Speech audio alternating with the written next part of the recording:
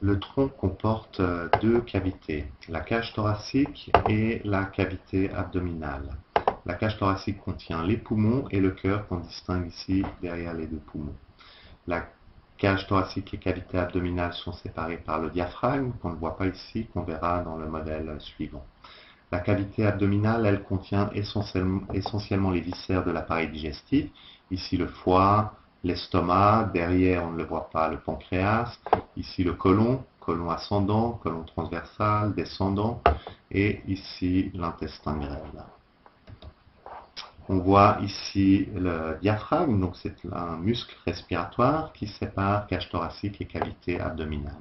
On distingue ici également pratiquement l'ensemble de l'appareil circulatoire, avec le cœur pratiquement au milieu, mais légèrement décalé vers la gauche, et les vaisseaux sanguins, c'est-à-dire les artères, les veines, et dans les organes, les capillaires qu'on ne voit pas bien sûr, puisqu'ils sont très fins, très petits. On va faire un tour complet ensemble en partant d'un organe, ici le rein, qui a reçu du sang oxygéné par l'artère rénale. Les échanges gazeux s'effectuent dans les capillaires, le sang donne son oxygène, se charge en gaz carbonique, sort par la veine rénale et revient vers le cœur par la veine cave inférieure. Les organes situés au-dessus du cœur comme le cerveau ramènent le sang par la veine cave supérieure. Le sang désoxygéné arrive donc dans le cœur droit.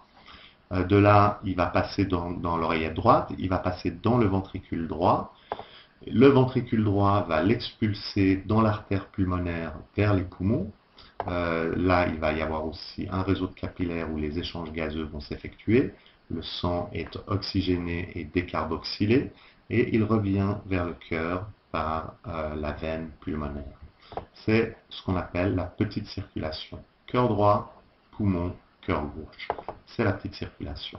Le cœur gauche, lui, beaucoup plus volumineux, il y a plus de masse musculaire autour du ventricule gauche, va expulser, lui, le sang vers tout l'organisme par l'aorte qu'on voit ici derrière, qui va vite se subdiviser en plusieurs artères.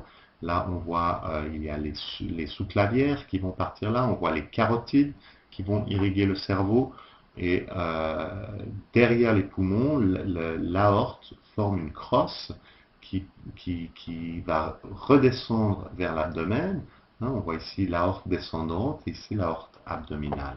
Et là, de nouveau, les artères vont prendre naissance pour aller irriguer les différents organes. Ici, on voit par exemple que l'aorte abdominale se subdivise en deux grosses artères qui vont aller irriguer les jambes, c'est les artères fémorales. Ce circuit-là, c'est donc la circulation générale ou systémique. Là, j'ai oublié de nommer ces vaisseaux sanguins, ce sont les veines jugulaires qui ramènent le sang désoxygéné depuis le cerveau. Dans la circulation systémique, les artères transportent du sang oxygéné et les veines du sang désoxygéné. Dans la circulation pulmonaire, c'est le contraire.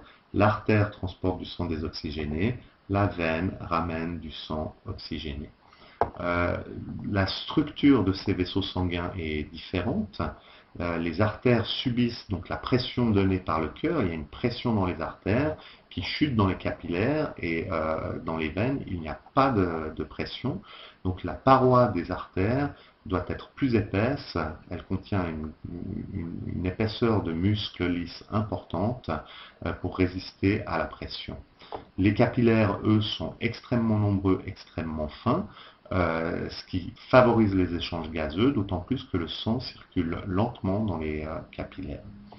Les veines, elles, ce sont des vaisseaux beaucoup plus lâches.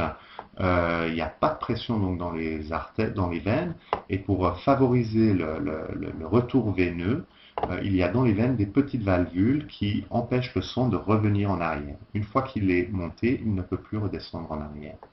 Et il y a aussi bien sûr le phénomène d'aspiration du cœur qui va favoriser le retour veineux.